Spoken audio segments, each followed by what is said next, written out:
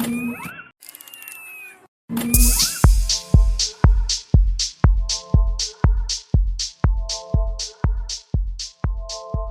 everyone, and welcome to episode 8 of MCUEx, your number one source for MCU news, reviews, and discussion. I'm Addie Hays, and sitting next to me is Jeremy Stewart. Hey guys.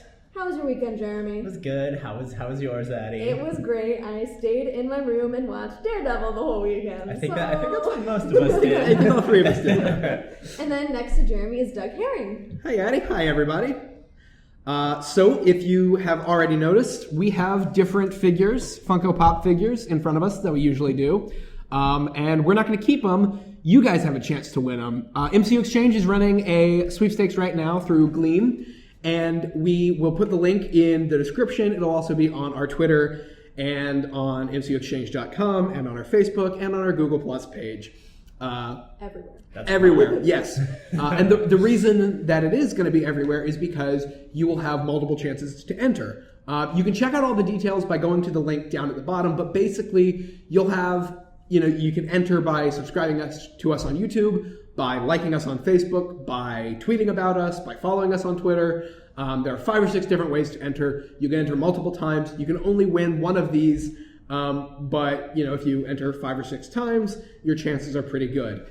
So the ones that we're giving away, we have the Daredevil Funko Pop. We have Agent Carter, Spider-Man, a new addition to the MCU, Yellow Jacket from Ant-Man, and, of course, Black Widow. These are all going to come in box, and these are all courtesy of our very good friends at Nested Universe, as are these shirts, by the way, these awesome, awesome shirts. If you guys haven't heard about Nested Universe, make sure you go to their website and check them out. They are awesome. If you are a Funko Pop collector like I am, they are absolutely the best website to get your Funko Pops.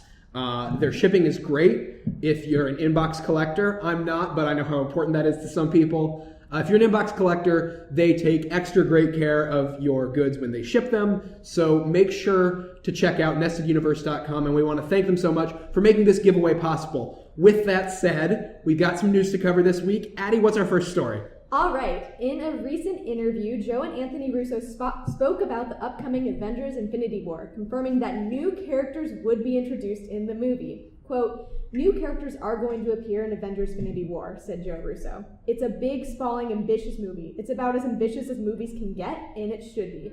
And the title alone indicates that there will be an incredible scope and scope to it." Guys, what do you think about this news that there will be never-before-seen characters introduced in Infinity War? Let's put 90 seconds on the clock and discuss. This is awesome news. I mean, it makes total sense, too, because it's Infinity War. It is the capstone to the entire MCU. How can you not have tons of characters? And the fact that they're introducing new characters, I think, is great. I think after Infinity War, we'll have a really good idea of where we're going in Phase 4. Yeah, I think we both kind of had a similar reaction that was like, I can be in it then if they're adding way more characters. Especially, they need more females, so, I'm here, I'm ready. I'm just a white male, which we all know how that goes. No, but really for this news, I think what you said about where it's going to lead us to Phase 4 is really what this news is about, because by the end of Infinity War, we're going to be finishing the arcs to a lot of characters, a lot of actors' contracts are going to be done, and it's kind of the where do we go from there? Because we will have gone to space, we will have gone throughout the universe, and I think some of the new characters we see will be like, okay, let's go explore whoever's world, let's dial it back and explore and get smaller like they did in Ant-Man. Exactly. And I'm not worried about it at all because, it's the Russo brothers. There's 2 directors, so, they have 4 hands instead of just 2 to, deal with all of these characters. Well, and more than that, because they're not writing. It's not like Joss Whedon, where it was one man writing and directing. Yeah. They have a 2-man director team and Marcus and McFeely 2-man writing team. Yeah. So, it's 8 hands. Very, very capable octopus of hands. Yeah. Great thing to end on. All right, what's next? In another interview with the Russo brothers, the 2 directors commented on the future of the Marvel one-shots. The short films, which appeared as Blu-ray extras on previous MCU films, haven't been released since 2014's All Hail the King. While Kevin Feige has told fans not to expect the one-shots to return on future Blu-rays, The Russos have suggested they may find another life as online shorts. In an interview with Forbes, Anthony Russo said, "We have gone through a little bit of a transition with that content. We can't go into too many details about this, but we are thinking very specifically about to do new ways of what you are talking about with Avengers Infinity War. We're just in the beginning phases of figuring them out. Yes, DVDs are gone, but there is this wonderful new internet platform out there called YouTube. Guys, what do you think about the possible future of Marvel one-shots? Let's put 90 seconds on the clock and discuss." So YouTube, and I think this week, has started releasing their own content a la Netflix, it's called YouTube Red, and you have to pay for it, and it's a couple bucks, whatever. You can buy specific things. It's basically an online rental service it's like the iTunes store. I think it's more Netflix than iTunes, because there is a monthly membership. But yeah, I think there's both, though. I think because like Kung Fury, you could pay a fee and see the whole thing. Oh, okay. Regardless of the point, I think it's a very cool way to bring the one-shots back. I love them. They're really good quality. I mean, 10 to 20 minutes. You know, they don't... Sometimes not even that. Not even that. But I think they're really... Frankly, the more content Marvel puts out, the more I'm impressed with how much they can handle. Yeah. And if this is another avenue to do so, I am all for it. Especially that, like, we have the Agent Carter one-shot, and we can guess that led to... Like, we don't have to guess. Yeah, I mean, that's absolutely, The one-shot made the series, and the Item 47 one-shot, I think, was a good precursor to Agents of S.H.I.E.L.D. Yeah, absolutely. So it's like a nice little testing ground for, like, future TV shows, which is, like, easy for them, and they don't put as much money into a pilot. It basically replaces a pilot. They say, let's test this idea, see how it goes, and if it goes over well with the fans and everyone, we'll move forward. Yeah, and I think putting them on YouTube where everybody can see them is going to broaden their audience more than they would be if they just were, DVD extras. So it's great news. Completely agree. Yeah. All right, aside from the release of Daredevil Season 2 last weekend, fans were treated to another surprise from Marvel and Netflix, the very first teaser for Luke Cage. The teaser, which showcased Mike Coulter's Luke Cage in his bulletproof skin, also revealed the official logo for the series. Guys, what did you think of our first look at the upcoming Netflix show? Let's put 90 seconds on the clock and discuss. I loved it. What was it, like a minute even, maybe? Not even, like 40 seconds or something. Like the comment about, he was like, buying new clothes. Yeah, I'm getting about done with always having to buy new clothes. Such a nice little snippet into like real life as a superhero. Yeah. Because that's something that like people would think about, but sometimes people don't put that in like movies and TV shows. Right. And I just love him. I also love the line he says right before that, guess you haven't heard of me. Guess you guys haven't heard of me. And it's like, it works perfectly in the Netflix model of, there are these people who have powers, who some are known and some are not, and maybe not everybody knows everybody yet, which we'll get to when we talk about Daredevil. Yes. I love this teaser. Mike Coulter, I didn't really know much about him when he was cast for Jessica Jones. And so I didn't really have too many expectations going into that show, but he just blew me away. I loved him in Jessica Jones. The logo, by the way, logo is awesome. Super cool. The logo is great. I also think it's gonna be, because we saw those set photos of him fighting the cops and him doing all that, and I think just the logo fits with that that world of it's gonna be gritty. Yeah, it's gonna tackle some issues. And I'm excited. I'm very excited to see it. I'm very, very excited for that. And it looks very different from the Daredevil logo on the Jessica Jones logo. Which it should. Yeah, and I love it though. Yeah. I think, I don't know, it's hard. I love Iron Fist, so I think Iron Fist might still be the Netflix show I'm most excited about. Oh, absolutely. But Luke Cage is a close second. Yeah. I'm super excited for it. All right. So. What's next? Speaking of the Netflix shows, during a recent Q&A session at Silicon Valley Comic-Con, Hawkeye actor Jeremy Renner was asked if he'd be interested in starring in a Netflix show about his Avengers character. Renner responded enthusiastically saying, "I think that's actually a really great model. If there's ever a way to explore the character, maybe it's in that world. These are things that are not really in my control, but I'd be open to it. I've really enjoyed getting to explore the character more recently." Guys, would you be interested in seeing a Hawkeye show on Netflix? Let's put 90 seconds on the clock and discuss.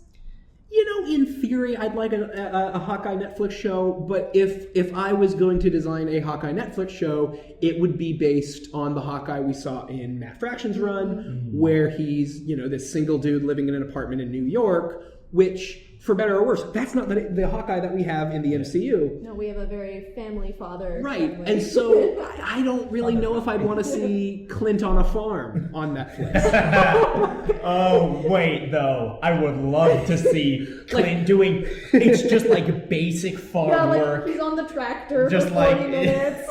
One episode, his tractor breaks down and he has to like call Tony to...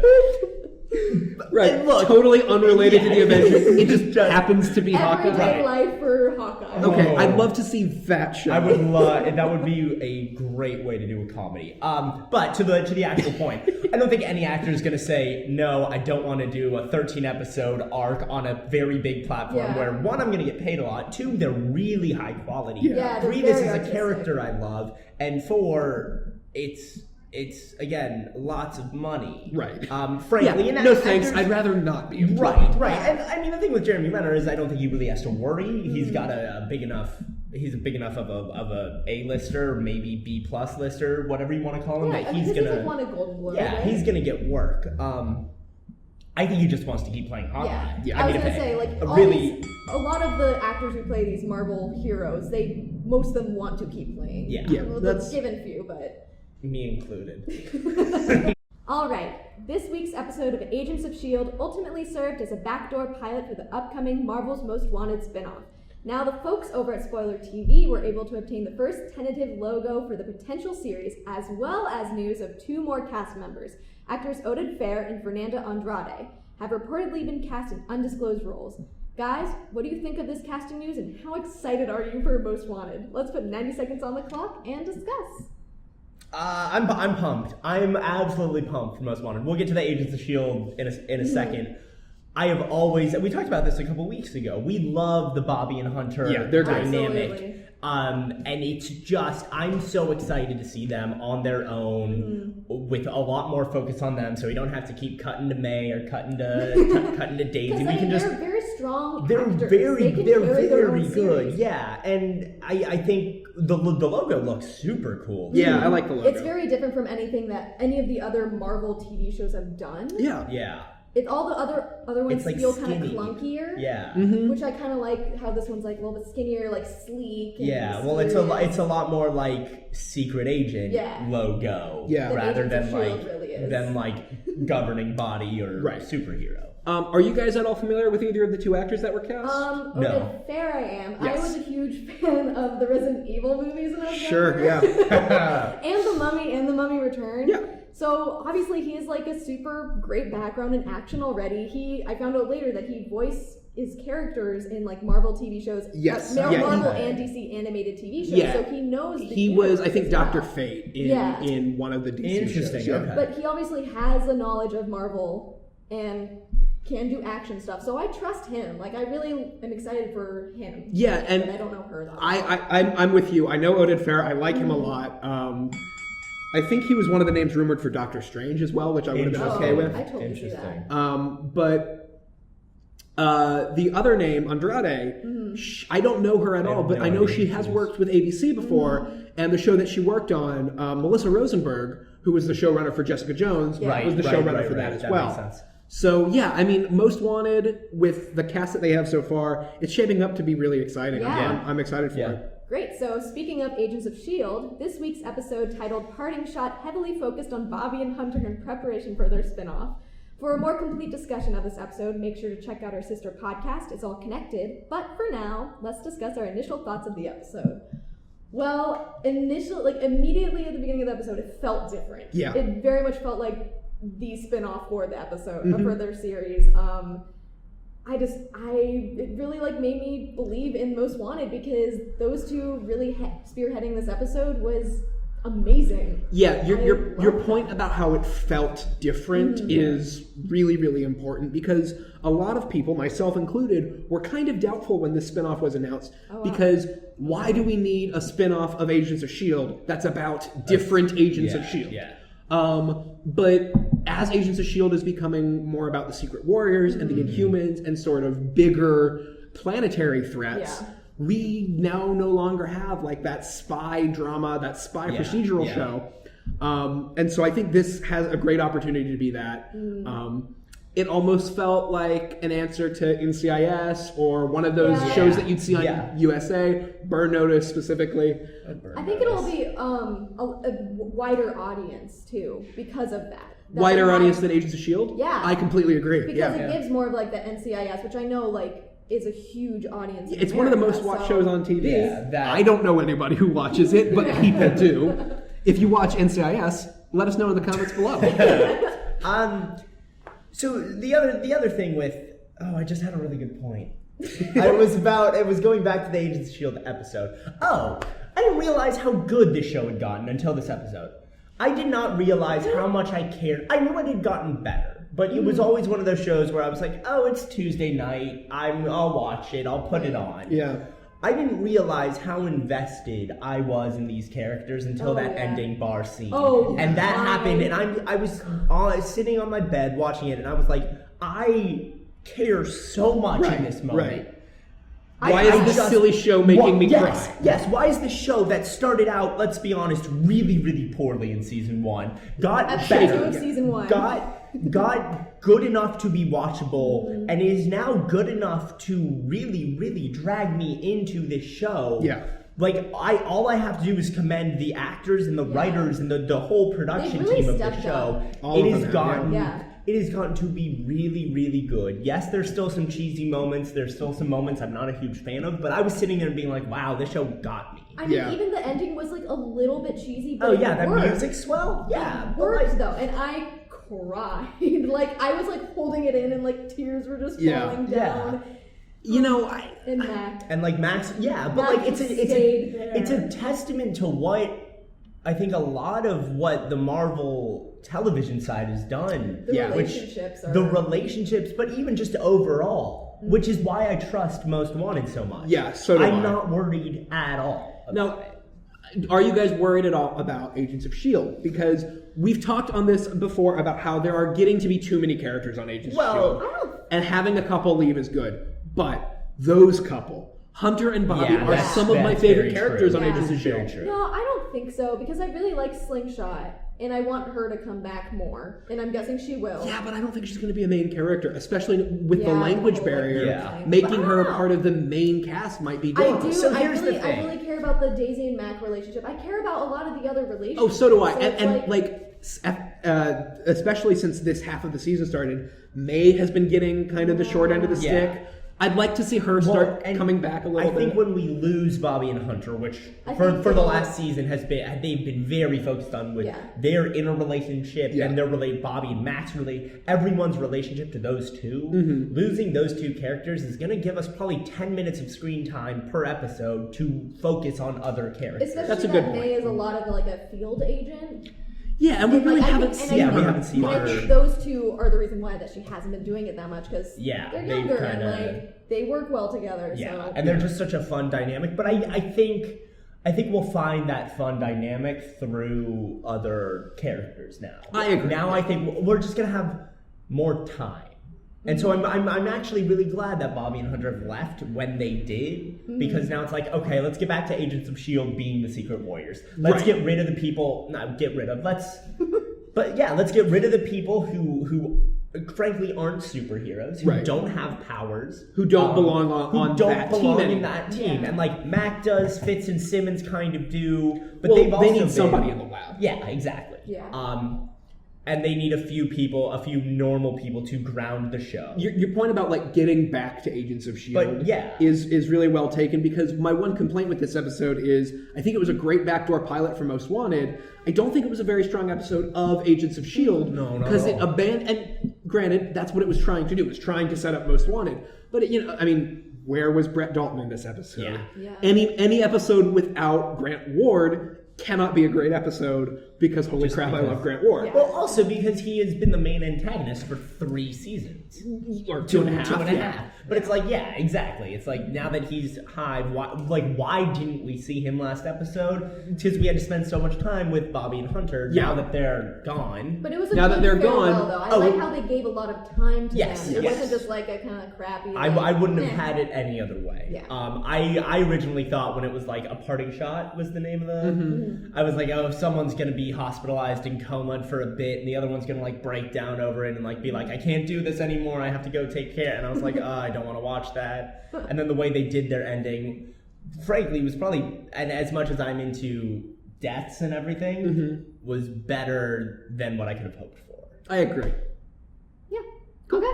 So our next segment this episode is our main discussion of the day, where we debate something about the future of the MCU. Last weekend, the second season of the Netflix series Daredevil was released, and just like many of you, we here on MCUEx watched all 13 episodes over the weekend. For our main discussion today, we'll be discussing and reviewing the entire season, which means if you wish to avoid spoilers, make sure to stop watching now. So, guys, let's talk about Daredevil. Oh man, I love Daredevil. This was such a good season.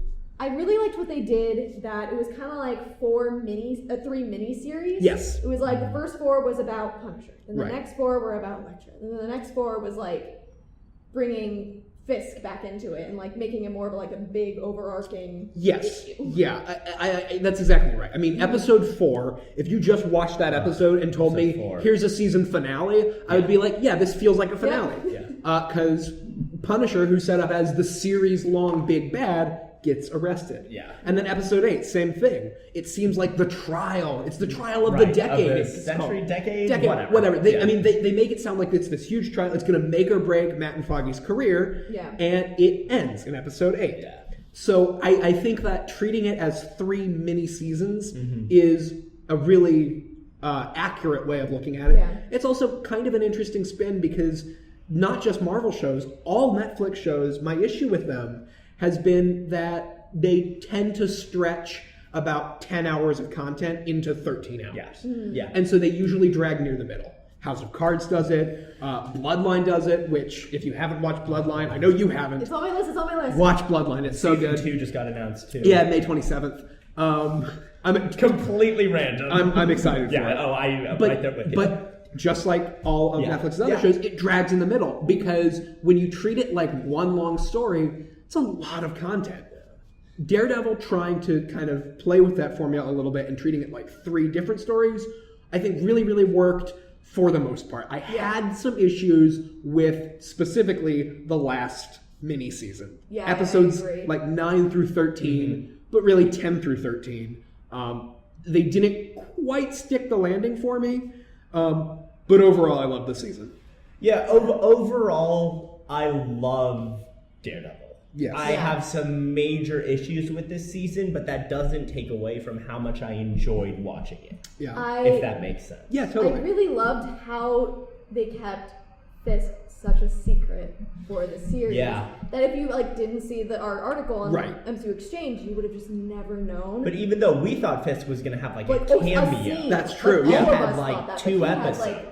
Well, because all of his scenes were shot inside the prison. We just kind of assume. Right. So I mean, we were lucky enough to get a picture of him walking like from his trailer to. So we got like one. So we knew he was going to be in it, but we had no idea how much. Yeah. Okay, let's get into it though. Yeah, let's. So I'm just going to go straight to my main problems. You want to do problems or let's do what we liked first? About it first. Okay, John Barenthal is perfect. Yes. He has to have a spin-off. He has to. The episode 4, that monologue, where he's sitting on the grave. I've watched that about 4 times. I watched it last night actually. Because the camera does not cut away from him. No. And it's a very interesting technique to do in film. Is to have an actor be able to keep someone's interest without. I mean, they cut to Daredevil once and they changed. It's like a 6 or 7 minute long scene, and it is one of the most impressive things I have ever seen an actor do in a TV show. With that, and Jaime Lannister in Game of Thrones has a monologue that's a lot like it as well. Yeah, and it is up there where just the perfect way of explaining why he does what he does with the perfect amount of anger and sadness. I am so impressed. Yeah. I am just completely so impressed. That kind of goes off, I know we won't talk about good things, but that kind of reminds me of one of the things I didn't like at one point when it was later on when Daredevil was down in the tunnels and it was cutting back from John Bernthal and Karen Page. Yes. And then Daredevil just kind of like finding his way. No, this was like episode 11 or 12. Yeah. Oh, okay. When he was in the sewer. Diner. Yeah, they were in the right, diner. right. He was in the sewer tracking the hand. Right. But and like Daredevil's just kind of getting through the tunnel, Like I can't doing really stuff, see. But yeah. every time it cut back to Daredevil, I was like, no, I want more Punisher Right. and Karen Page because that dynamic was awesome. I loved Yeah. the time they gave to Karen Page with him. That Yeah. was such a great relationship. And it kind of, I don't know, and like one part, it never like said that, but I kind of felt like he thought maybe she like reminded him of his daughter or something because they looked kind of similar. Yeah. But he was way warmer to her. So I don't know. Well, I think It was a really part of it interesting was just relationship. that she seemed to get him, or at least get him more than anybody else did. Yeah. I like that about Karen. She can. That kind of happens with like a lot. I loved Karen this season. Yeah, I did too. Yeah. Tamron Wall's so good. Yeah. And she has such great chemistry with everybody. Yeah. I think I've said it on the show before. I was kind of rooting for her and Foggy to get together, but she and Matt were great together, and she and Punisher were great together, and she and I forget his name, but Ben Urich's boss. Oh, the Alice? Not Alice. Something like that. I feel so bad. The reporter. Yeah, dude. I feel so was bad for great. forgetting. He was He's a small fantastic. character. He's fantastic. Fantastic. I just don't even think they really said his name in the series. They did. They said it a few times. I remember IMDbing him and like being like, "Who is this guy?" But clearly, it didn't work. Yeah. Yeah, I do wish there'd been more Punisher in the middle part. in the rest of the Yeah. series. I really think he was the strongest part of this. I think Once so he too. got out of jail, I wanted way more. Yeah. Yeah. Yes. But that might have been because we didn't get more because of how people thought it was him shooting everyone, but it actually wasn't him, so they couldn't really show him. Okay, so it kind of sounds like we're starting to move into negative things. So let's talk Go about for let's negatives. talk Okay. about that. What didn't you like about the series? All right. So my biggest issue with this is when Punisher. Okay, there's a few plot things that don't really make sense when we're living in the world of the Avengers and Marvel.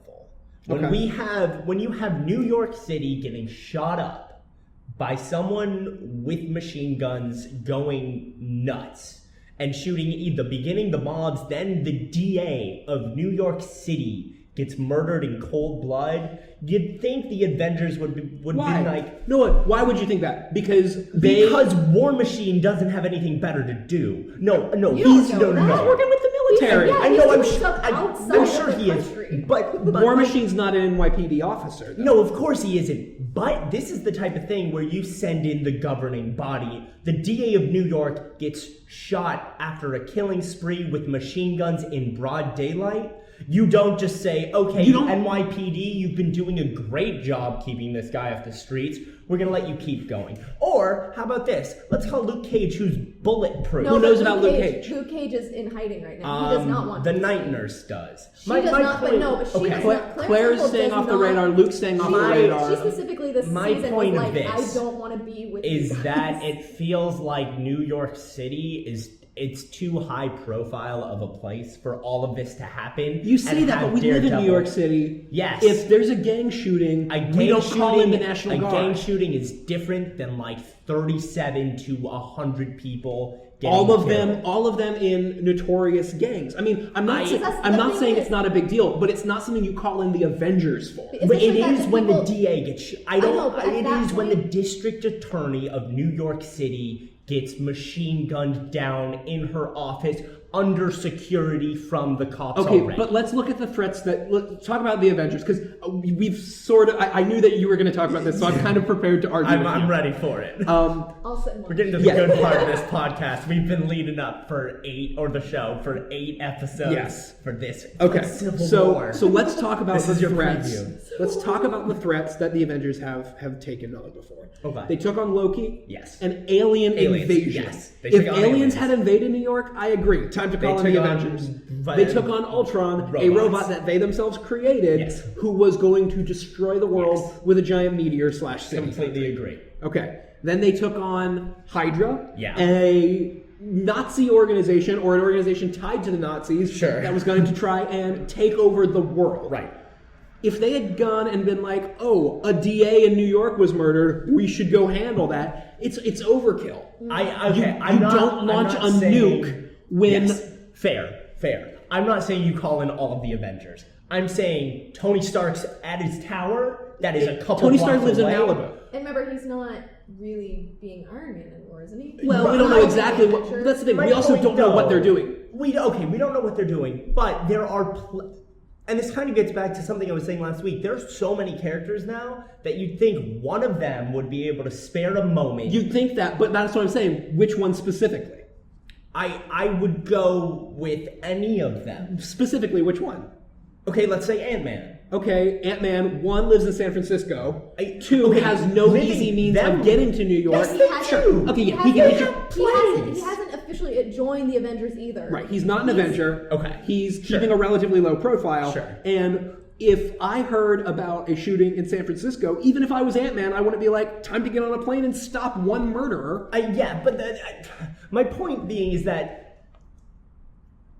let's go to Agents of S.H.I.E.L.D. Why didn't any of them come do anything? Because they're a secret government organization. They have their own shit to worry about. He's also not worrying about all the humans right now. He's not an inhuman. Right. They're tracking Gideon Malik, who's again threatening the world.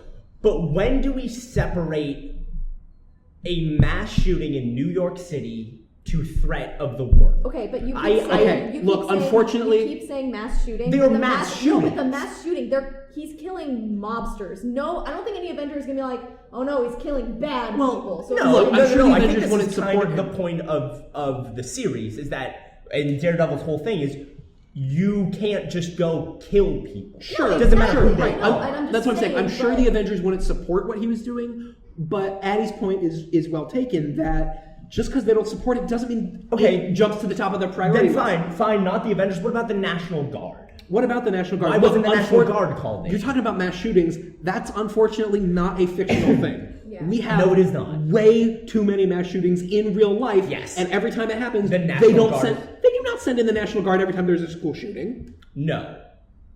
If there were repeated, my point is every time there's a serial killer, they don't call in the army. True. But if there were to be repetitive mass murders from the same person with the same profile who then goes and escapes prison, you would think that more than the NYPD and more than the one SWAT truck we see gets called in. And this is my point with this is why this debate is happening, and I'm sure they had this in their writers' room as well.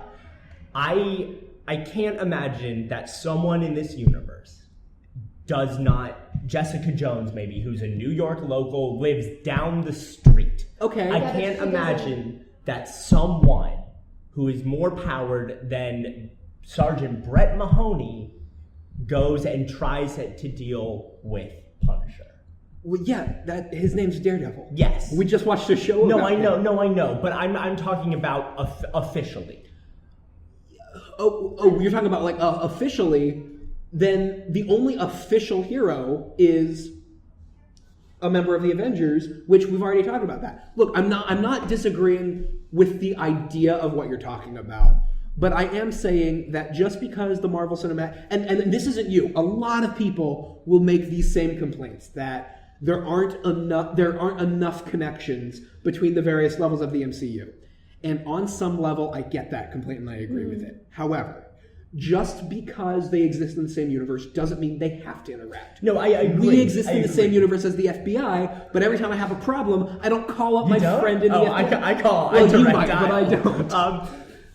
My other point of this is more to the fact that it's still set in Manhattan, which being largest city in America, and especially that they keep talking about, and especially that they keep talking about that's Hell's Kitchen, and that we know that Hell's Kitchen is such a small area. So I get the whole Jessica Jones thing, but at the same time, Jessica Jones doesn't want to do that kind of stuff. We also have to acknowledge MCU Hell's Kitchen, MCU New York. Yes, it's different. It's darker. It's all of Manhattan. Well, so here's. Let's move on to other plot holes. I think we've both made our points. Yes. Jump in the comments. Let us know who you agree with, because I think this is a point of contention that a lot of people are going to have. Team Iron Man, Team Cap. I'm so okay with that comparison. I love Captain America. My problems number 2, unless one of you wants to do a problem. Yeah, Addie, you haven't talked in a while. Quiet for a second. Well, because you were basically on the same side, so I was just kind of. But so what were some problems that you had? One of the issues that they finally resolved at the very end was that Matt just wouldn't tell Karen what the hell was going on with him. Yeah, they dragged that out a little while. And I really wish it was earlier. And it wasn't a huge issue with me, but now thinking, since I got to sit here and think for a little bit, that was an issue. Yay, the last thing of the season is that she finds out and she seems cool about it. Well, but then at the same time, it's they could have solved so many stupid love triangle issues by just being I'm so sorry, no, that's Elektra, she's an assassin. Okay, right, so Daredevil. here's the thing. When she walked in and saw Elektra in Matt's bed, she acted like that was the only thing weird going on. Yeah. Not the old dude sitting on his blind couch. guy. Dude, you'd think you'd have made some connections. Oh, yeah. And that's such a small. It is a smaller issue, but it also got to the problem that so much. Yes, and it got to the problem that some of the other superhero shows have is that it seems like one person doesn't know who the identity is. Right. For the longest time in Arrow, Theo was the only person who didn't know his identity. There's for Flash, Iris for a season and a half. Actually, not even that long though. But she was still the only person who didn't know. Did she find out in season 1 or season? I think at the end of season 1. Season 1. Not that it matters. Doesn't matter. Not that it matters. It was an issue, and they didn't. It was the best. Even though they didn't handle it perfectly the way I wanted it, the way they handled it was still to the best of that ability, I think. Yeah, I agree. If they were going to do that storyline, they handled it well. That whole love triangle with him and Karen, I actually didn't think was that bad. So wait, when you say love triangle, between Elektra, between him, Karen, and who? Elektra. So it's really it's like a little. I would hardly even call it a triangle though, because I don't think Matt really ever showed feelings for Elektra. I mean, maybe a little bit when she was dying and when he was like, I want to be with you. Yeah. A little bit, but But then at the same time too, when he says that right before they're going to go fight the hundreds of ninjas. Oh, in the last episode. I think we're both gonna die. Let's just make this a good, happy wherever you go afterwards, I'll be with you. Yeah, okay, I'm stupid. Take that back. No, there were totally feelings. But it comes in at the very end because the thing that happens is he's like, I hate you so much, you broke my heart. And then he's like, oh no, JK, we're cool. I mean, Daredevil obviously had conflicting feelings because Elektra and Karen are very different people. Well, I think that's a really good point, is that Elektra is a great match for Daredevil, and Karen is a great match for Matt Murdock. Yeah. And the theme of this season, as it is with a lot of superhero stuff, is can both exist at once. Right, and I think even Foggy has the line of I don't to be like Matt by day and Daredevil by night. Now all I see is Daredevil. Something like that. Well, he was like, I don't want to talk to Daredevil. I want to talk to my friend. Right. And Matt goes, they're the same person. And Foggy says they didn't used to be. Yeah. So, what do you think of Karen becoming a reporter? It made sense. I think made total sense. I was really sad to see the Avocados at Law being disbanded. I hope they're back soon. But I think that's a good place for Karen to wind up. So that brings more connections within the Marvel. So Foggy is now working I thought when Foggy was shot that he was gonna die. You hate Foggy, don't you? I can't stand Foggy. I can't stand his haircut. I can't. I love cannot. Foggy. I don't get it. The hair was pretty gross. Except as a lawyer. Except when he is in court, I was like, wow, yes, please. Brilliant. He's a good lawyer. Don't ever leave court. It looks like he probably no, because he's gonna have to depose people, and I'm gonna be like, oh, you're doing that whiny thing. With the whole thing that he and Hogarth meeting, and she brought up Jessica Jones. I think he'll show up in season 2. I think he will. I think he's going to deal with Jessica Jones. I think he might be her lawyer. I mean, at some point. At some point, they need to start bringing the Defenders together. Yeah, and that's a good way to... They could wait till the Defenders series and do it in the first few episodes of that. But we haven't gotten it confirmed, but I'm pretty sure the Defenders is not a full 13-episode series. It's an 8-episode series. Okay.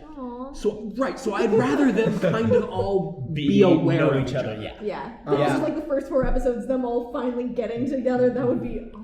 Right, so Danny Rand showing up at the end of Luke Cage, or Foggy representing Jessica Jones. They're not friends, they're not a team, but they're aware of each other. Jessica and Luke are already together, and then we guess Luke and Iron Fist get together. Right, easy little linear line. What'd you think of Elektra? Because we just talked about her. I liked Elektra very much. I think her plot, and this is kind of my biggest complaint with the season. So the 3 mini seasons. Right. The Punisher, I loved. Yes. The trial of the Punisher and the introduction of Elektra, I loved. And then the hand stuff didn't stick the landing for me. Yeah. I didn't like Nobu's a cool character. They didn't sell him as a big bad for me. At all. That final rooftop fight was kind of disappointing, and Punisher jumping in and just shooting some people. From the posters, it looked like they were actually going to team up, and that was just the kind of a throwaway thing. Elektra's death, I felt, was a good scene, but I don't know, a lot of it, and the whole Elektra being a black sky, whatever the hell that is. That was one of my other issues that I didn't realize until a couple episodes in, but they were saying blacksmith and black sky, and at one point my brain was like, oh wait, it's totally 2 different things, because those are a lot of similar letters. I was going to say, speaking of the blacksmith, that's another thing in the last 5 episodes that it felt rushed. I wish it was so rushed. Because they were going 2 very different places with Punisher and Elektra. Yeah. And I know this is probably it could have gone badly if they made it more interconnected. Making it more interconnected, or at least to solve that issue, or just doing things at different times. It felt like the Punisher one was just like that's how the ending happened. Yeah, right. it's just kind of now if that's fine, because they don't need to give him a good ending if they're setting up for a spin-off, which they better be. John bet that. John Bernthal is amazing in that series. So my thing with my roommate, who's not a huge Marvel guy, he watches inadvertently. He's seen Daredevil season 1. He hasn't seen Jessica Jones. He was asking me. He was like, "Who are all these ninjas? What are they doing here?" And I was like, "Okay, let me see if I can explain it." Basically, it felt like they were. It feels like this ending had to set up some of the mystical elements for Iron Fist, which didn't really work for Daredevil. Okay, so here's the thing, though. Daredevil, mysticism and the hand, it's a huge part of his mythology. You can't go without it. But for me, my problem with that is that they gave us too much information for it to just feel like a tease, but not enough information for it to feel satisfying. Yeah, because we still, Nobu came back to life twice, I guess. But they showed him just opening his eyes again, and then Stick comes in. If they had been Stick comes in, he's like, here's all this mystical shit, deal with it, and they'd fully explained everything. This is what a black sky is. Remember that kid I murdered in season 1? Yeah. He was one. Here's how you make one. Here's everything you need to know about the hand. This is what the coffin blood. Right. If they'd done all of that. What the hell were those kids? Right. Where the hell did they go? Right, where'd they go?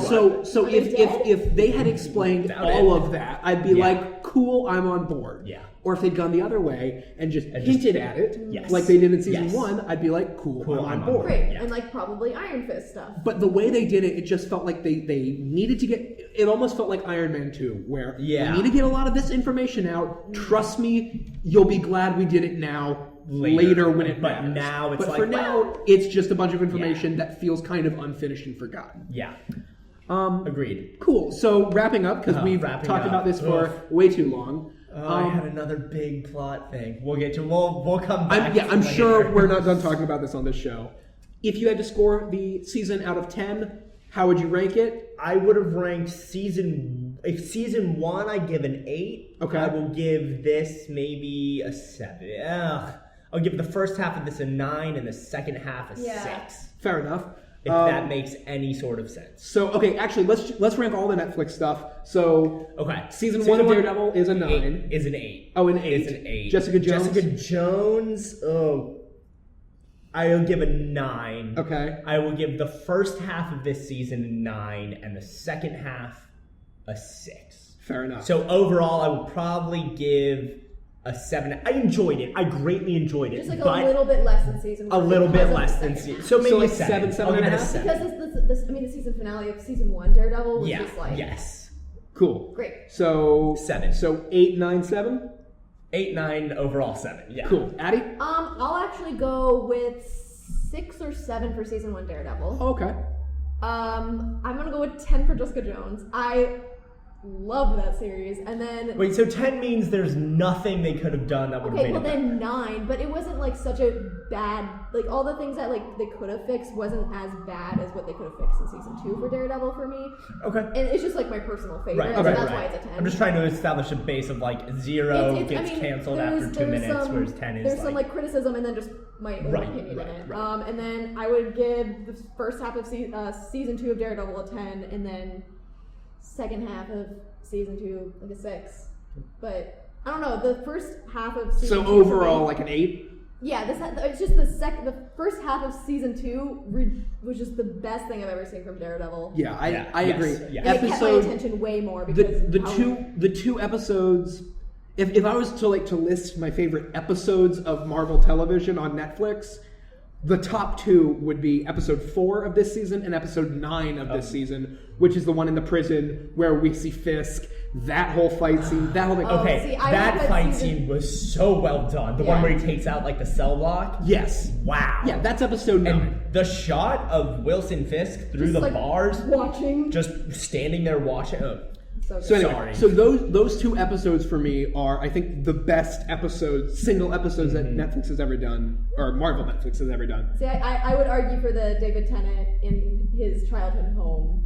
Episode 6 or Yeah. something? I see yeah, that I would episode see that's I would number also 3. argue. David I Tennant think, is just so good. I think Jessica the Daredevil episode there's a couple in the first season that I might put up there. Fair enough. Anyway, if I was going to rank the series, Yes. Right. Season 1 Daredevil. Daredevil season 1, I would probably go 7.5 or Okay. so. Jessica Jones. Jessica Jones, see, I've actually gone back and forth on whether I like Jessica Jones more or less than the first season of Daredevil. So it's if I'm feeling good, it's an 8. If I'm feeling not good, it's a 7. Okay. Right. It's Right. a half a point above or below Right. season 1, Right. depending on my mood. Okay, and season 2 Daredevil. Just like you guys, first 9 episodes I'd give like a 9. Yeah. And then the last 4 episodes I'd give 6. Yeah, 6. Yeah. Yeah. So- Which, like, they were good, but like my problem is like if I end up rewatching, well, I will rewatch Daredevil season 2. I'm gonna get to those last 4 episodes and be like, oh boy. Okay, time to finish. Time to check Facebook while it's in a headphone, and I'm like, oh right, I remember this part. Well, guys, this has been quite the long episode. Yes, Thank you so much for sticking with us through the wrap whole thing, guys. That Thanks, is guys. the end of this week's episode of MCUEx, everybody. We want to give a huge thank you to our friends at Stone Street for letting us film here. If you like what you saw, make sure to just subscribe to us on YouTube and check out MCUExchange.com for up-to-the-minute updates on everything related to the MCU. I'm Addie Hays. You can follow me on Instagram and Twitter at AddieBree. Jeremy Stewart, Instagram, Twitter, Jeremy _Stewart. And I'm Doug Herring. Make sure you guys are following the MCU Exchange. I'm presenting you. Make sure you guys are following us at the MCU Exchange on Twitter or just MCU Exchange on Facebook. And check out the website and our Twitter and Facebook for info on how to win these awesome pops. Thank you guys so much. And we'll see you next week. Bye, guys.